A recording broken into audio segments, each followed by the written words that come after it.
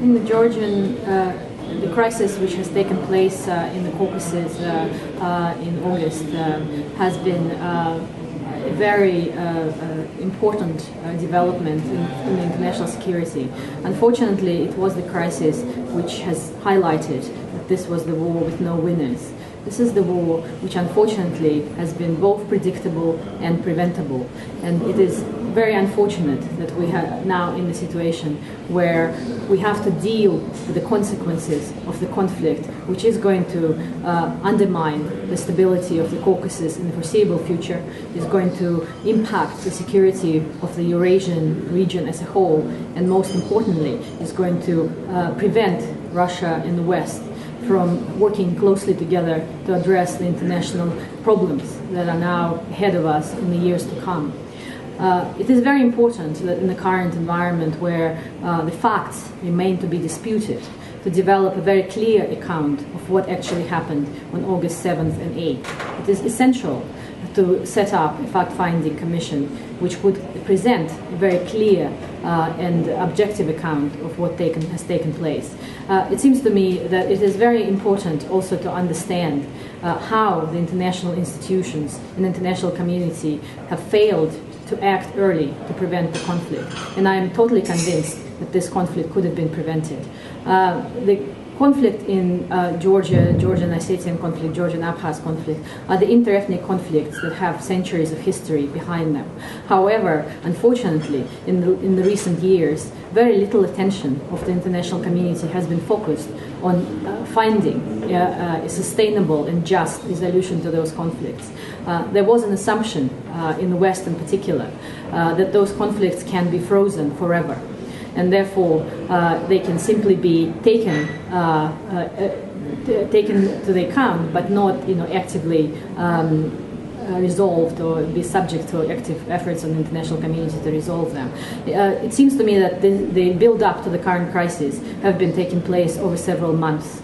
And unfortunately, we are now in a situation where neither the European Union, nor the United Nations, nor the OSCE are able to translate what was a clear early warning on the ground into early action.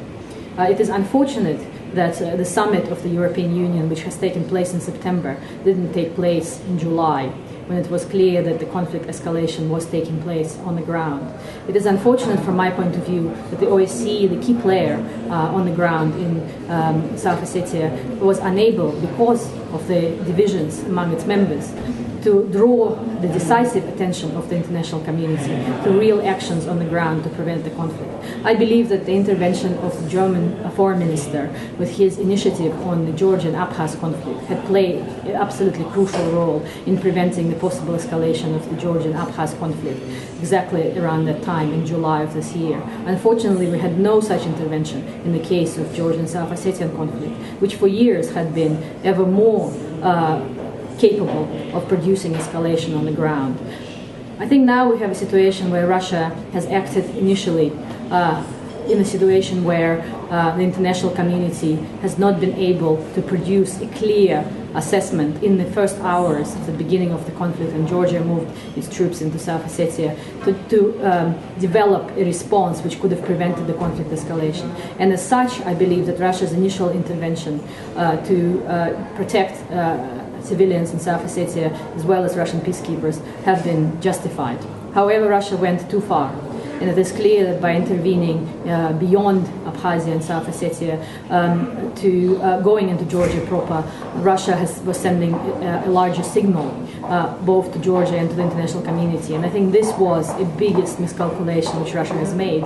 And unfortunately, Russia has to face the consequences now when it is isolated internationally, and where the resolution of Georgian Ossetian and Georgian South Ossetian and Georgian Abkhaz conflict has been frozen once again. It is very clear that the recognition of Abkhazia and South Ossetia in no way equates to the resolution of those conflicts.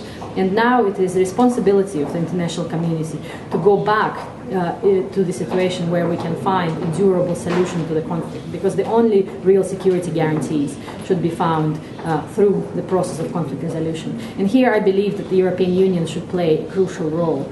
I'm very happy to see that the European Union has taken what was an overdue role in taking responsibility in promoting the resolution of conflicts. I think if the President of Russia and the European Union working alongside each other in assuring the security on the ground around the conflict zones is successful, and I hope serious effort will be made on both sides to make it a success.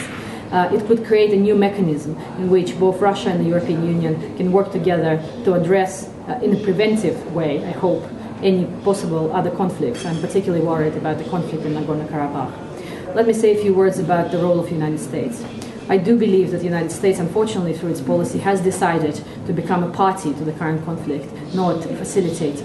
And this is unfortunate because the United States can and should play a constructive role on the ground in the Caucasus, where it has very important interests.